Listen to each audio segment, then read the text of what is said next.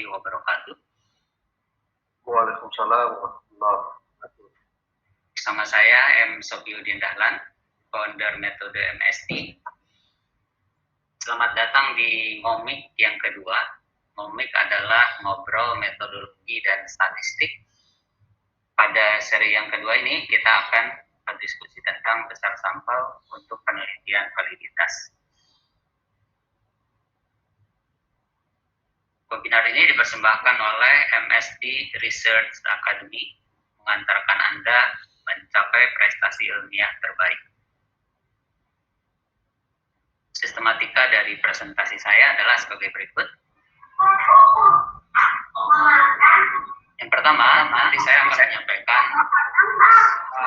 besar sampel tentang validitas ini merupakan suatu masalah, sehingga diangkat menjadi tema pada ngomik yang kedua. Setelah itu saya akan menyampaikan tujuan webinar. Jadi setelah mengikuti webinar ini apa yang diharapkan, kemampuan apa yang diharapkan dari peserta. Yang ketiga, saya akan menyampaikan jawaban populer terkait pertanyaan besar sampel validitas. Serta bagaimana metode MSD, nanti saya akan menjelaskan metode MSD itu apa. Bagaimana metode MSD membantu menyelesaikan permasalahan tersebut. Nanti saya sampaikan metode MSD itu apa, kemudian multiaksial statistika diagnosis itu apa, dan bagaimana menyelesaikan permasalahan besar sampel tentang penelitian validitas menggunakan metode MSD. Setelah itu kita lanjutkan dengan tanya jawab dan penutup. Baik, kenapa besar sampel validitas ini merupakan suatu masalah sehingga pada edisi yang kedua ngomik ini diangkat tema ini. Pertanyaan besar sampel untuk validitas termasuk yang sering ditanyakan, baik itu di media sosial, Facebook, di Instagram, di YouTube, WhatsApp, email, maupun sesi konsultasi. Biasanya redaksional pertanyaan paling sering seperti ini. Dr. Yudin, saya mau melakukan penelitian validitas. Rumus besar sampel untuk penelitian validitasnya apa? Jumlah subjeknya berapa? Kalau saya mau melakukan validasi kuesioner, jumlah subjek yang diperlukan berapa? Dan pertanyaan-pertanyaan sejenis yang lainnya.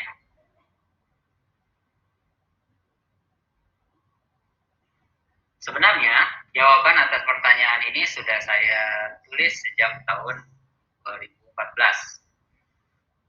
Yaitu di blog ini. Sahabat semua nanti bisa mengunjungi sofiuddin.com/blog/besar sampel untuk uji validitas. Dan blog ini termasuk yang paling banyak dikunjungi. Setelah webinar selesai, silakan kunjungi URL ini dan temukan uraian lengkap tentang rumus besar sampel untuk penelitian validitas.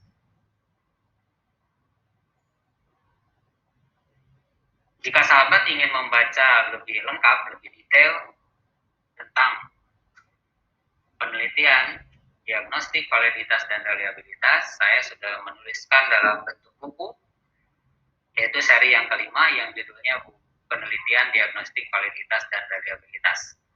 Tentu di dalam buku ini bukan hanya besar sampel yang dibahas, namun berbagai aspek terkait dengan metodologi penelitian, diagnostik, validitas, dan reliabilitas.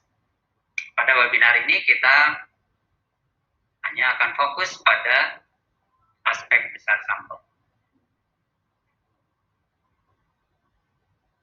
Tujuan webinar ini adalah jika suatu ketika peserta webinar ini harus menentukan rumus besar sampel untuk penelitian validitas, maka peserta dapat memilih rumus besar sampel yang benar disertai dengan argumen mengapa memilih rumus besar sampel tersebut. Jadi di dalam webinar ini lebih ditekankan pada memilih rumus besar sampel. Sedangkan mengenai bagaimana cara menghitungnya tidak akan kita bahas. Apa jawaban populer terkait pertanyaan validitas? Besar sampel untuk validitas. Jawaban populer adalah angka-angka magic di dalam statistik. Misalnya, berapa jumlah subjeknya? 10. Mengapa 10?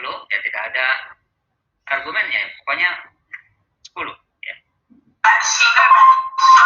Atau angka magic yang lainnya, 30. Ini lebih sering lagi. Berapa jumlah subjeknya? 30. Atau angka magic yang lain, yaitu 100.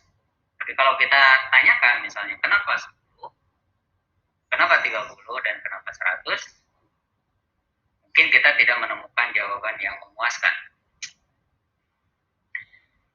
Atau sahabat punya angka magic yang lain, ya. Mungkin 60, mungkin 40, dan lain sebagainya. Yang kedua, magic percentages in statistics. Banyak juga yang menjawab dalam bentuk persentase. Misalnya 10% dari jumlah subjek.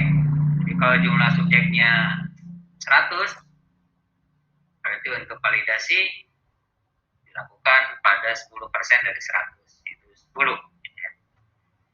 Atau ada juga yang bilang 20%. Kalau sahabat punya persentase magic yang lain, ini adalah angka-angka magic di dalam statistik yang sering menjadi jawaban atas pertanyaan berapa jumlah subjek untuk penelitian validitas. Apa argumen dari jawaban di atas? Nah, pada umumnya tidak ada argumen, melainkan argumennya adalah argumen best practice, karena kebiasaan saja, ya.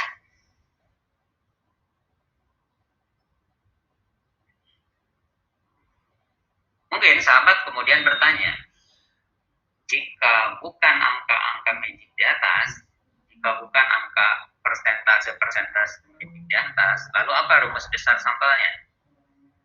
Dan apa argumennya kalau saya ditanya, mengapa rumus besar sampel tersebut yang dipilih? Oke, kita akan coba menjawab.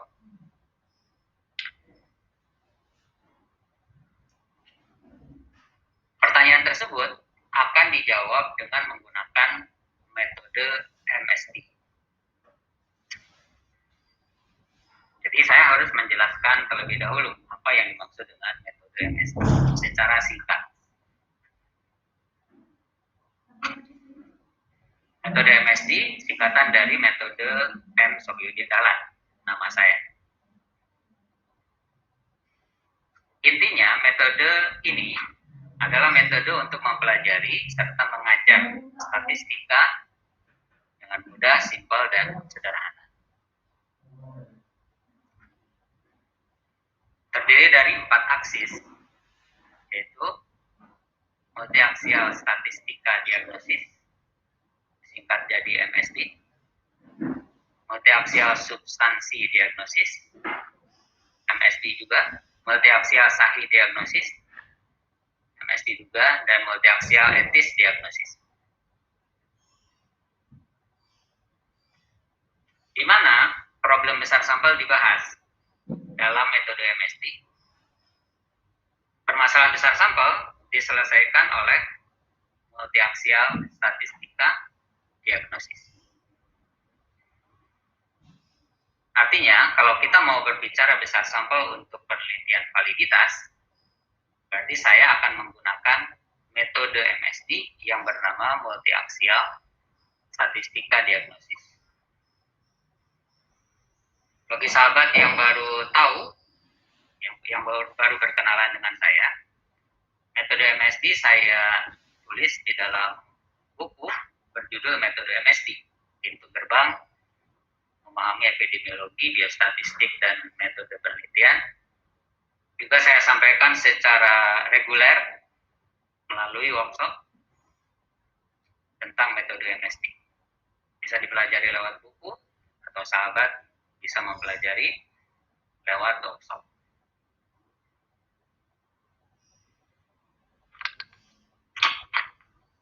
Terkait penelitian validitas, saya sudah sampaikan bukunya, yaitu Penelitian Diagnostik, Validitas, dan Reliabilitas. Baik, sekarang apa prinsipnya? Prinsip multiaksial statistika diagnosis adalah seperti ini, supaya mudah dipahami. Jika kita hendak menentukan pengobatan, maka kita harus mengetahui diagnosis. Ini sudah menjadi pola pikir yang lumrah di dalam berbagai bidang. Apakah bidang kedokteran, kedokteran gigi, keperawatan atau kebidanan, atau kesehatan masyarakat, atau disiplin kesehatan yang lainnya. Bahkan pola pikir ini juga berlaku untuk bidang di luar bidang kedokteran dan kesehatan. Menentukan obat bisa dibaca sebagai jika kita hendak menyelesaikan suatu masalah. Diagnosis bisa diganti dengan maka kita harus mengetahui permasalahannya apa. Kalau kita berbicara masalah statistika, jumlahnya ada 42 diagnosis atau 42 masalah. Masing-masing diagnosis memiliki rumus besar sampel sendiri-sendiri. Jadi kalau ada 42 diagnosis, maka konsekuensinya berarti ada 42 rumus besar sampel. Karena beda penyakit, beda obat.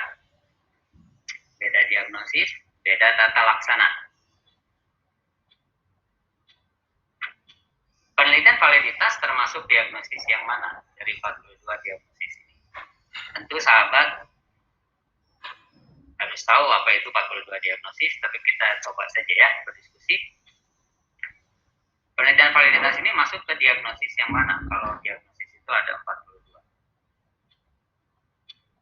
Nah, kalau ditanya seperti ini, seringkali peneliti tidak tahu diagnosisnya karena tidak tahu cara mendiagnosis.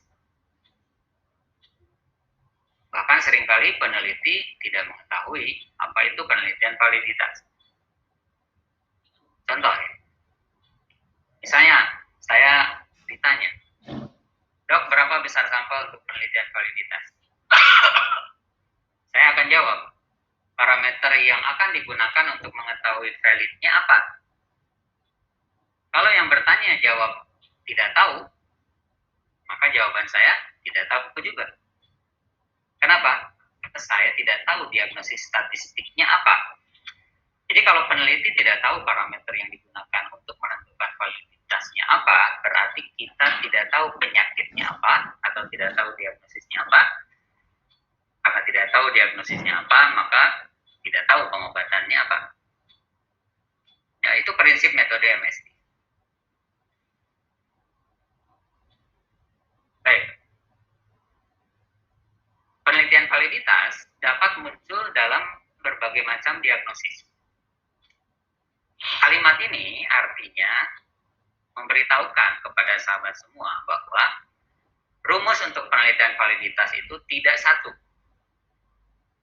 Ada banyak kemungkinan rumus besar sampel untuk penelitian validitas. Jadi kalau pertanyaannya besar sampel untuk penelitian validitas apa, pasti jawabannya tidak tahu. Karena yang menentukan rumus besar sampel yang dipilih adalah apa diagnosis statistik dari penelitian validitas tersebut. Bagaimana mengetahui diagnosisnya? Diagnosis paling tidak dapat diketahui bila peneliti tahu parameter untuk menentukan validitasnya. Ini tadi ya, masalahnya seringkali mau melakukan penelitian validitas tapi tidak tahu parameter statistiknya apa, atau parameter yang digunakan untuk menentukan validnya apa. Bahkan sering juga peneliti tidak menyadari bila penelitiannya termasuk penelitian validitas.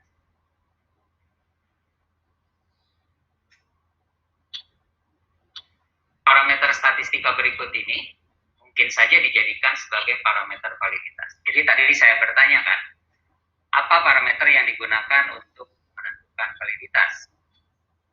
Seandainya peneliti tahu, maka itu adalah pintu masuk supaya kita bisa menentukan diagnosis sehingga bisa menentukan rumus besar sampel. Tapi kalau tidak tahu, di sini saya memberikan contoh-contoh parameter validitas. Bisa saja suatu penelitian validitas, penentuan valid atau tidaknya bukan berdasarkan hitung-hitungan statistik, tapi berdasarkan judgement atau pendapat ahli atau beberapa ahli. Jadi di sini tidak ada perhitungan besar sampel. Tidak selalu penelitian validitas itu memerlukan rumus besar sampel. Yang kedua, bisa jadi parameternya adalah sensitivitas. Sensitivitas itu adalah proporsi positif pada mereka yang diduga sakit dan terbukti sakit. Itu namanya sensitivitas. Sering kita tidak menyadari kalau penelitian outcome-nya sensitivitas itu masuknya ke dalam penelitian validitas. Penelitian dengan keluaran spesifisitas juga sebenarnya masuk ke dalam penelitian validitas.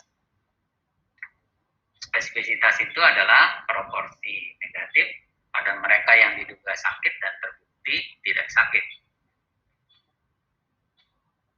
Bisa juga suatu penelitian outputnya berupa area under curve atau koefisien diskriminasi. Suatu koefisien atau suatu parameter untuk menilai kemampuan suatu alat untuk membedakan dua kondisi.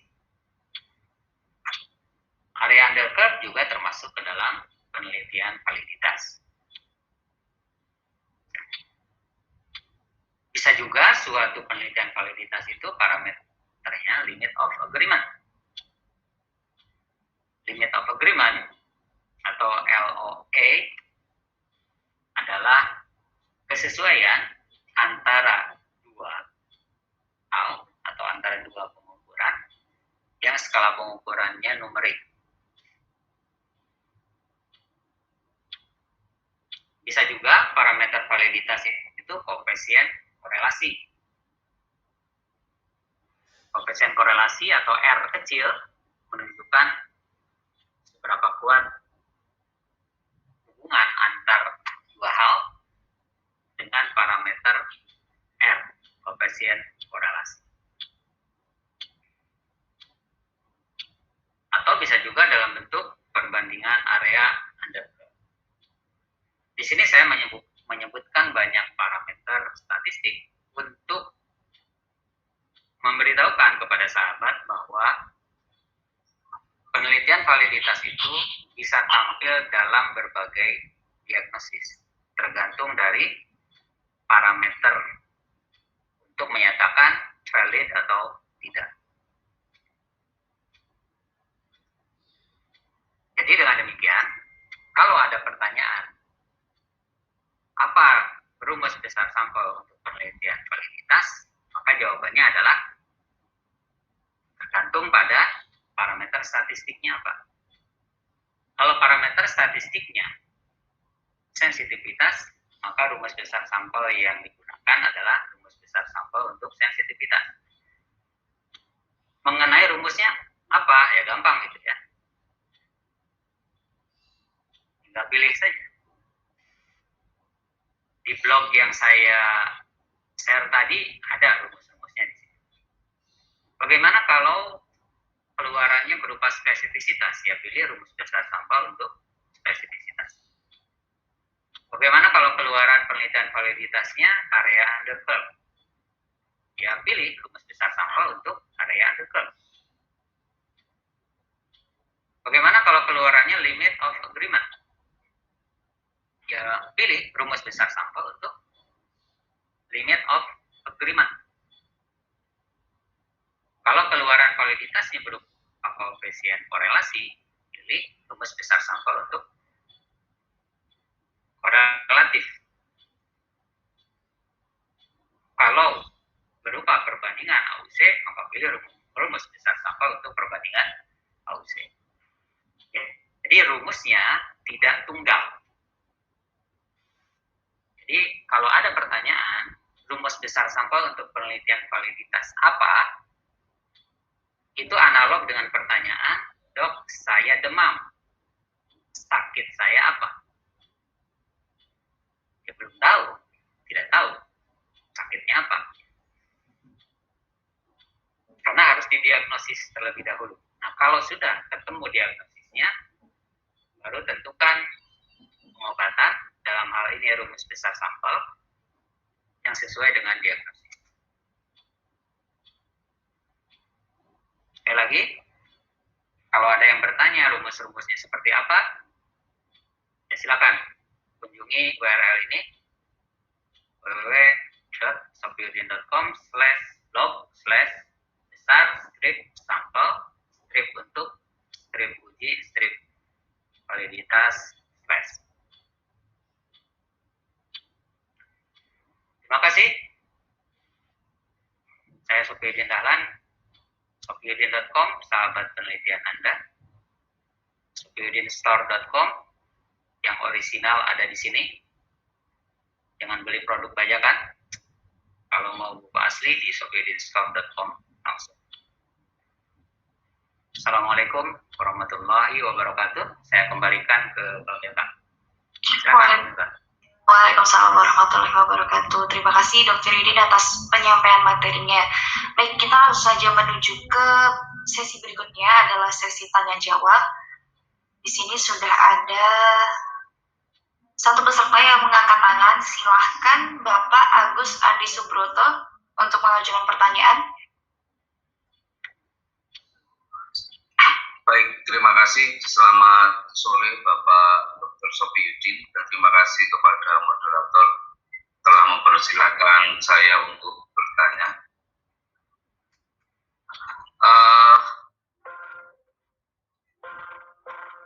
Begini dok, terus terang yang saya pahami selama ini ketika berbicara sampel, mesti saya tautkan kepada sebuah populasi.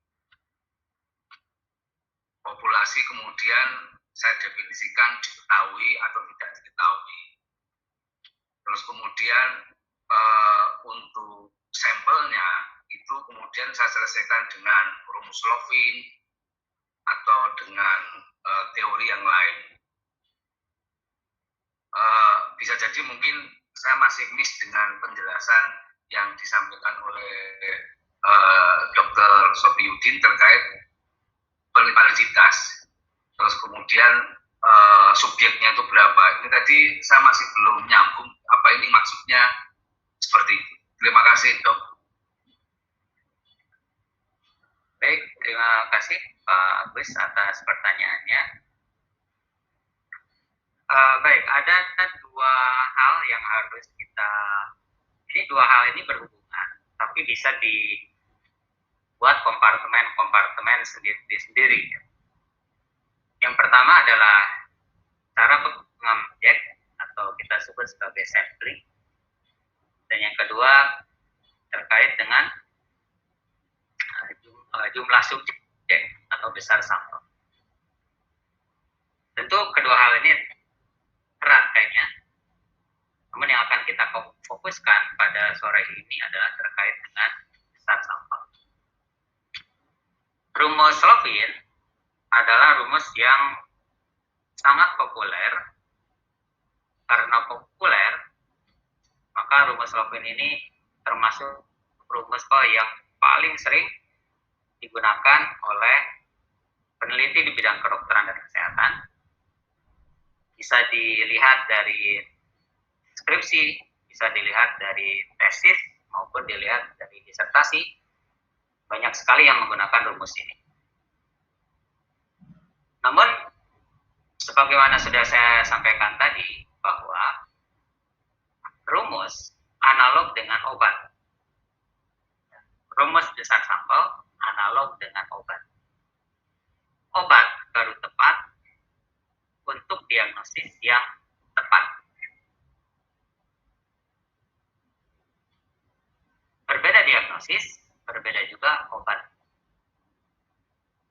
misalnya penelitian validitas menggunakan rumus Lockheed, lalu penelitian lainnya juga menggunakan rumus, ada penelitian lainnya lagi yang pertanyaan yang berbeda menggunakan rumus Lockheed, maka kita harus mencurigai ada kekeliruan, karena belum tentu pertanyaan-pertanyaan tersebut mempunyai diagnosis yang sama. Tadi saya sudah menyampaikan beberapa parameter yang terkait dengan keluaran dari penelitian validitas, dan itu pun sudah menunjukkan bahwa berbeda parameter yang digunakan, maka berbeda juga rumus besar sampel yang digunakan. Padahal penelitiannya sama-sama penelitian validitas. Jadi untuk penelitian validitas ini tidak relevan kita menggunakan rumus Lockheed, karena rumus Lockheed bukan obat yang tepat untuk diagnosis statistik yang sedang kita bicarakan. Jadi kembali pada metode MSD yang sebenarnya sesuai atau selaras dengan praktek kita sehari-hari, bahwa berikanlah pengobatan sesuai dengan diagnosis. Sekali lagi untuk penelitian validitas, supaya kita betul di dalam memilih rumus besar sampel, maka ketahui dulu apa parameter statistik yang kita gunakan untuk menentukan valid atau tidak. Begitu kita tahu parameternya apa, baru kita bisa tahu diagnosisnya apa. Setelah tahu diagnosisnya apa, maka kita sudah dapat menentukan rumus besar sampel yang tepat. Begitu Pak Agus. Sedikit konfirmasi, Dok Sofiuddin, penelitian validitas itu apakah sama dengan penelitian kuantitatif yang dimaksudkan?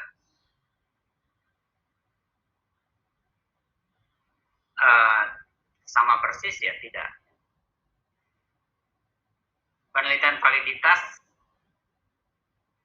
dengan pendekatan kuantitatif ada.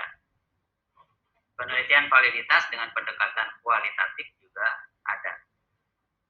Nah, yang kita bicarakan adalah penelitian validitas dengan pendekatan kuantitatif. Jadi kalau dikatakan sama persis ya tidak, tapi yang betul adalah penelitian validitas itu pendekatannya bisa menggunakan pendekatan kuantitatif. Oleh karena itu kita berbicara rumus sampel, berbicara analisis.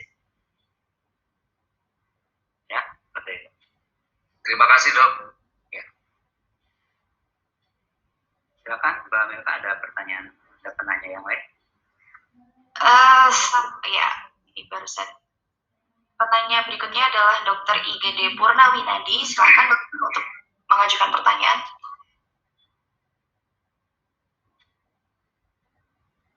Ya, mikrofonnya mohon diaktifkan, Dok. Oke, selamat sore. Kalau saya bisa kedengaran? Sudah, Dok, sudah. Oke, terima kasih kesempatan yang diberikan.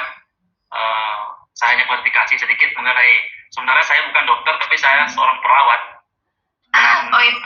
Ya, kebetulan salah saya juga tadi yang nge-WA, mungkin Ibu Milka punya nomor itu yang di grup terkait dengan record kegiatan hari ini.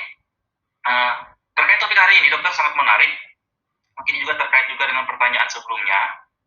Saya ingin mengklarifikasi sedikit apakah yang dimaksud dengan penelitian validitas itu juga termasuk ketika kita melakukan penelitian, tapi sebelum kita melakukan real penelitian kita uji dulu instrumen yang akan kita gunakan. Biasanya instrumen yang digunakan adalah bentuk kuesioner. Jadi untuk menentukan apakah kuesioner ini valid dengan reliable, jadi akan dilakukan pilot study seperti itu.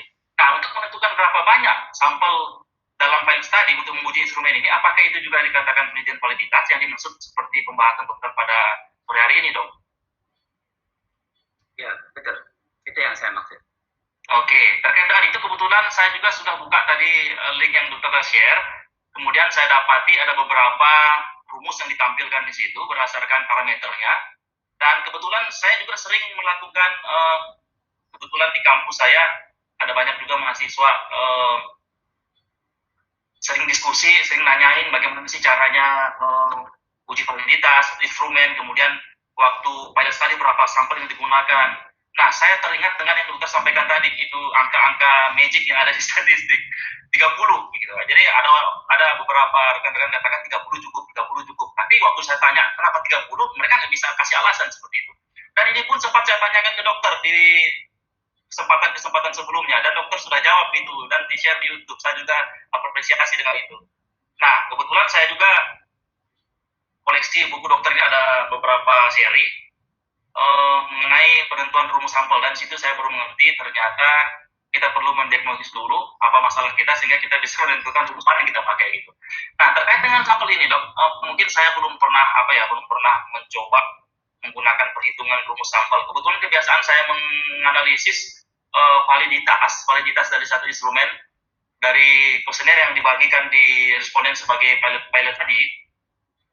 Saya tidak pernah menggunakan rumus sampel berapa banyak gitu dok, tapi saya hanya melihat yang penting 30 sudah cukup gitu. 30 aja sudah cukup gitu. Ternyata waktu dokter share link tadi saya coba buka, saya sudah download PDF-nya. Wah, luar biasa, ternyata nggak sembarangan gitu, ada aturan mainnya. Nah, seringan saya dalam menguji validitas ini menggunakan koefisien korelasi dok, melihat dia punya nilai R kecil gitu. Dia punya nilai koefisien korelasi. Kemudian sini ada rumusnya, mungkin dokter bisa menjelaskan lebih spesifik bagaimana penggunaan rumus dengan maksud-maksud simbol-simbol yang ada dok. Atau kalau ada contohnya boleh share dok, supaya lebih paham gitu. Terima kasih. Ini karena peserta yang lain mungkin belum secara visual bisa melihat rumus tersebut ya. Saya coba jawab sistematis mungkin ya. Pertama, mengapa angka 30 itu menjadi angka magic ya, di dalam penelitian validitas? Ini salah satu kemungkinan ya yang karena gini ya, yang mengajarkan angka 30 itu kan guru-guru kita juga. Kan guru-guru kita. Contohnya seperti ini ya. Ada seorang ibu masak soto, dagingnya diiris-iris. Kemudian anaknya bertanya, ibu kenapa dagingnya diiris-iris? Ibunya bilang, nenekmu kalau masak soto dagingnya kayak gini diiris-iris. Nah, dia datang lagi ke neneknya, nek, ibu masak soto dagingnya diiris-iris kayak gini, kenapa? Neneknya bilang, wujud kamu, berarti ibunya neneknya dia, itu kayak gini. Gitu ya. Dan itu tidak salah, karena wujudnya itu kenapa mengiris-ngiris soto seperti itu?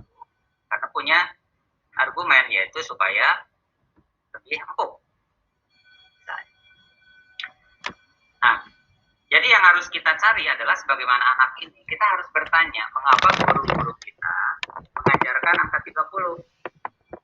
Kan mau tidak mau kita harus jawab gitu kan, 30 kenapa? Ya, karena ibu saya berbuat seperti itu. Lalu ibunya bilang karena neneknya seperti itu, kan kita ingin tahu jawabannya. Ini adalah salah satu kemungkinan mengapa angka 30 menjadi angka yang ajaib, ya, angka magic ketika kita berbicara penelitian validitas. Salah satu parameter yang sering digunakan di dalam penelitian validitas adalah koefisien korelasi. Seperti yang saya tayangkan tadi ya. Itu ini. Ini adalah parameter yang paling populer. Nah, setelah itu ada lagi angka populer lainnya. Angka populer lain, yaitu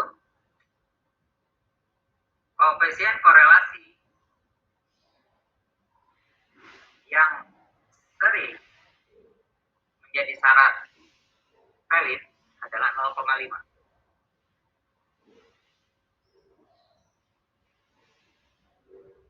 Nah, kalau angka 0,5 ini kita masukkan ke dalam rumus,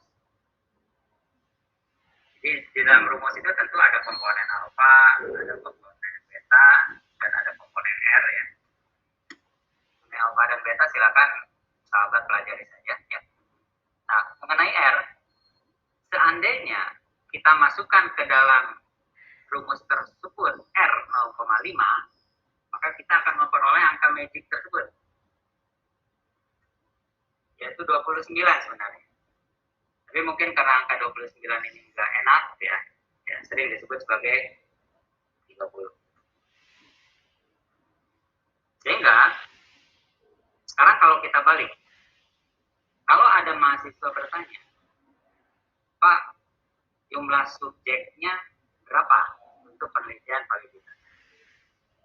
Maka jawabannya adalah 30 jika parameter untuk menentukan validitasnya adalah koefisien korelasi,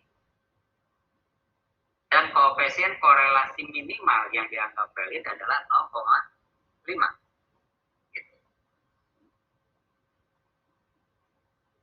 Dengan contoh ini, saya juga berharap sahabat semua bisa berpikir untuk yang lain. Misalnya untuk sensitivitas, berarti ada rumus besar sampel yang harus dipelajari. Spesifisitas, ada rumus besar sampel yang harus dipelajari, area under curve, limit of agreement, perbandingan AUC, dan lain-lain. Ini tidak semua saya sebut. Paling tidak dengan contoh ini, sudah mempunyai gambaran ya apa yang saya maksud dengan untuk penelitian validitas itu tidak ada rumus umum, tergantung pada diagnosis. Jika yang menjadi parameternya adalah koefisien korelasi, maka rumusnya ada yang sudah dilihat Bapak tadi ya. Kemudian berapa jumlah subjeknya? Tergantung apa? Tergantung beta dan R. Kita bahas R. R itu apa? R itu adalah koefisien korelasi minimal yang dianggap valid. Seandainya 0,5, maka N-nya 30. Bagaimana kalau misalnya R-nya bukan 0,5? Berarti bukan 30. Ya. Itu mengapa 30 menjadi angka magic. Tapi sekarang 30 itu bisa jadi betul. Asalkan prakondisinya betul. 30. Kenapa 30? Jawab. Karena menggunakan rumus ini. Kenapa menggunakan rumus ini? Karena parameter statistik yang digunakan koefisien korelasi. Kenapa hasilnya 30? Karena R yang saya anggap valid adalah 0,5. Kan kalau seperti itu jawabannya, kita punya argumen. Mengapa jumlah subjeknya 30? Gitu. Ya.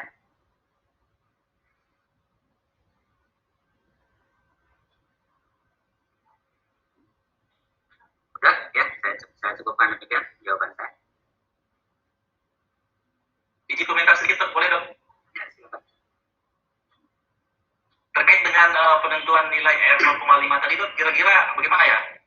Takutnya nanti ada ditanyain apa dasarnya menentukan perhitungan di rumus nilai R itu 0,5 gitu. Ya, Bapak sama aja dengan menentukan mau beli tas yang mana. Ada tas berderet. Ada tas kualitas 1, ada kualitas premium, ada yang premium. Pokoknya A, B, C, D, A terbaik, B, A, B, C, D. Mau tas yang mana? Kalau mau kualitas yang baik, ambil tas A, tapi harganya sekian. Kalau tidak mampu, berarti ambil tas B, harganya sekian. Kalau tidak mampu juga ya ambil tas C, harganya sekian. Nah, R, koefisien korelasi itu menunjukkan kualitasnya.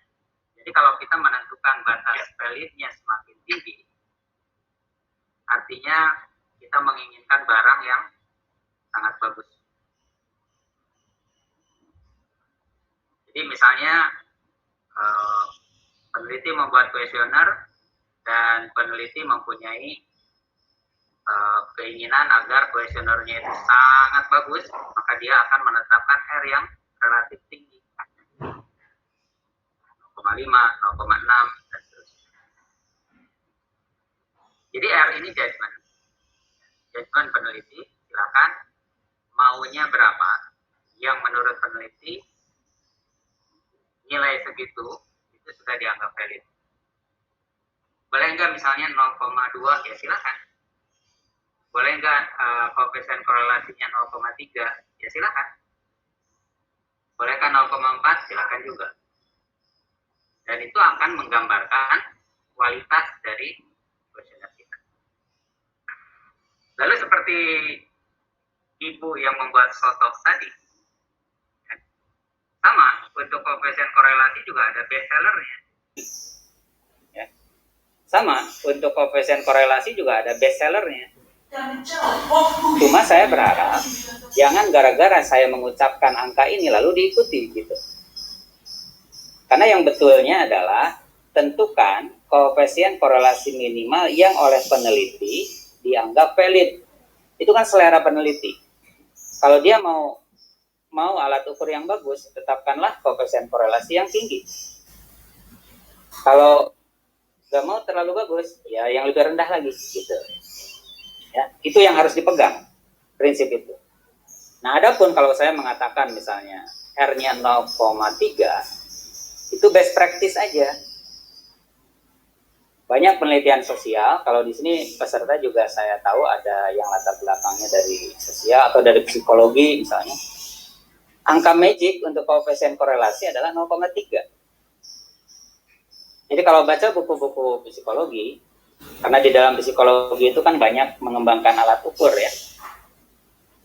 Kalau kita tanya atau kita cari di situ berapa koefisien korelasi yang dianggap bermakna, sebagian besar menggunakan angka 0,3. Tapi kalau ditanya 0,3 itu kenapa, diambil 0,3 nggak ada juga penjelasannya.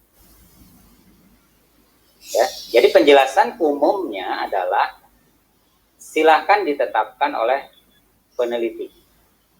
Kalau peneliti ingin koefisien korelasinya 0,5, silakan ambil konsekuensinya. Kalau peneliti menetapkan koefisien korelasinya 0,3, silakan ambil konsekuensinya. Begitu, Pak Gede Purnawinandi. Oke, terima kasih banyak dok, sangat-sangat jelas. Ya, thank you. Baik. Kita lanjutkan ke penanya ketiga. Apakah ada yang ingin ditanyakan lagi kepada seluruh peserta?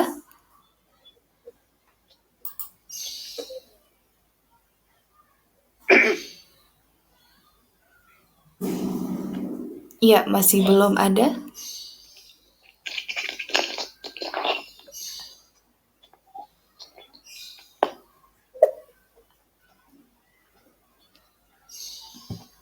Baik, silahkan untuk mengangkat tangannya apabila ingin bertanya.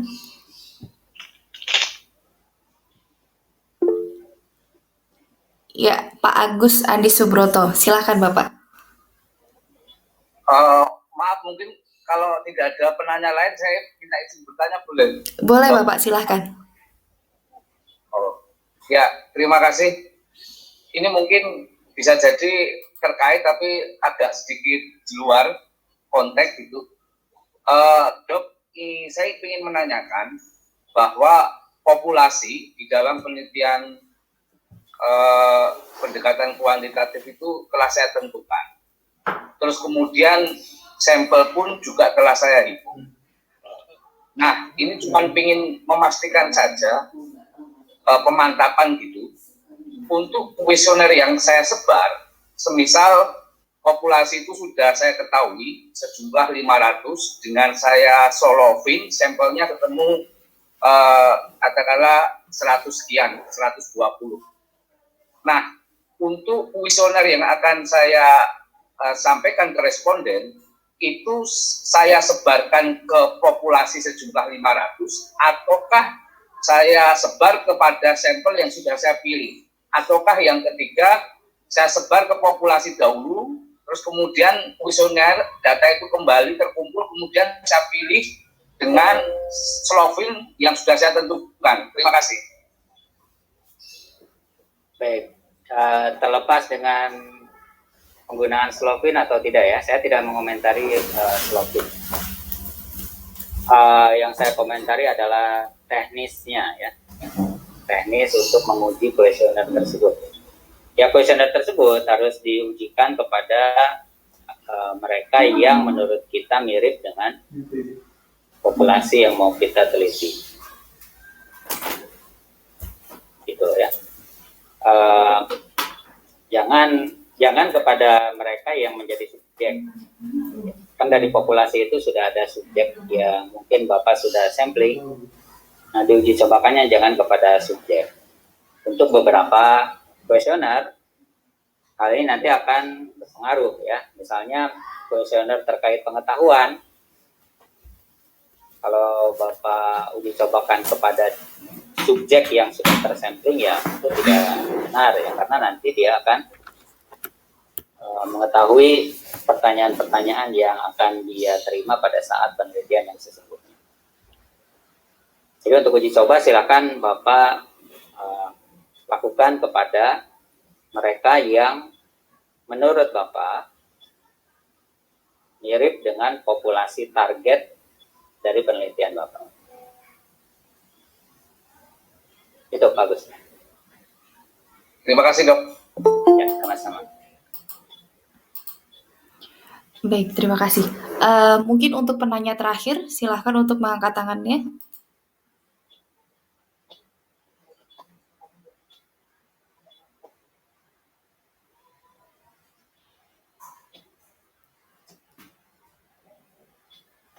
Iya, tidak ada. Baik. Ini terakhir aja, Bapak. Baik, Bapak. Sahabat semua, terima kasih atas kehadiran sahabat di acara webinar ini. Kalau sahabat perhatikan, bagaimana cara saya menganalisis suatu permasalahan itu menggunakan metode. Jadi kalau sahabat hadir di acara ngomik sebelumnya, di acara ngomik kedua, atau sahabat pernah ngobrol dengan saya, atau pernah konsultasi, ya, akan terlihat bahwa dalam memecahkan masalah saya menggunakan metode. Dan metode ini sebagai metode MSD. Metode MSD ini saya ulik sejak saya mahasiswa. Saya mahasiswa tahun 94, mulai tertarik dengan penelitian tahun 95. Bagi generasi tahun 94-95 tentu tahu bagaimana sulitnya mendapatkan ilmu tentang statistik dan metodologi penelitian. Jadi saya sudah tertarik dan sudah mulai membuat skema-skema untuk memecahkan masalah. Baru tahun 2016 saya daftarkan ke HAKI, Hak Atas Kekayaan Intelektual, dan diberi nama sebagai metode MSD.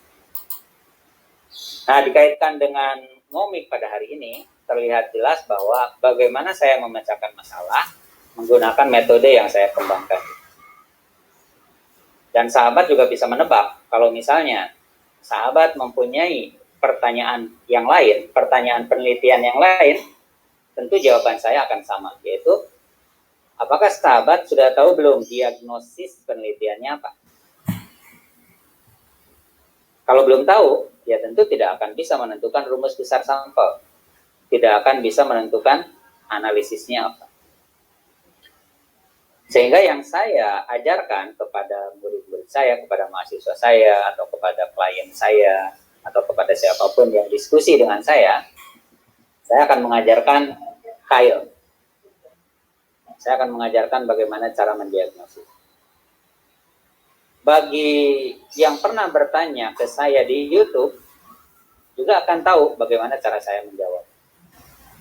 Dan seringkali jawaban saya adalah membimbing bagaimana cara untuk mendapatkan jawaban.